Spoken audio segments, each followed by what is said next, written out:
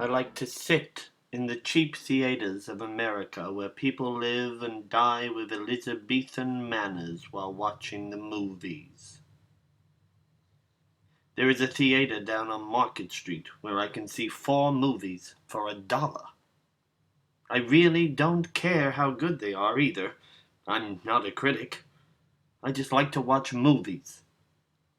Their presence on the screen is enough for me. The theater is filled with black people, hippies, senior citizens, soldiers, sailors, and the innocent people who talk to the movies because the movies are just as real as anything else that has ever happened to them.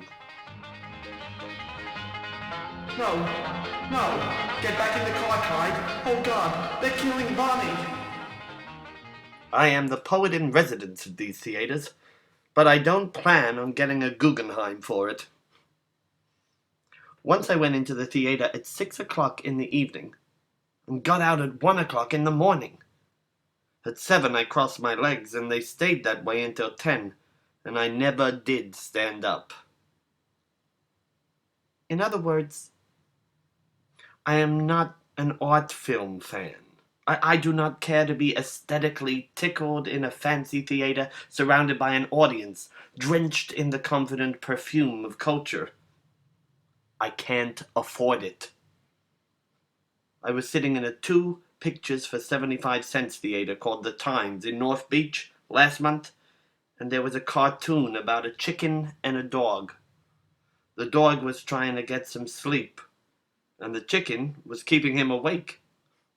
And what followed was a series of adventures that always ended up in cartoon mayhem.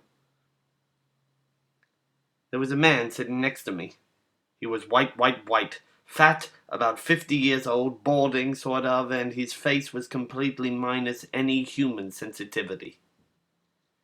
His baggy no-style clothes covered him like the banner of a defeated country, and he looked as if the only mail he had ever gotten in his life were bills. Just then the dog in the cartoon let go with a huge yawn because the chicken was still keeping him awake. And before the dog had finished yawning, the man next to me started yawning, so that the dog in the cartoon and the man, this living human being, were yawning together. Partners in America.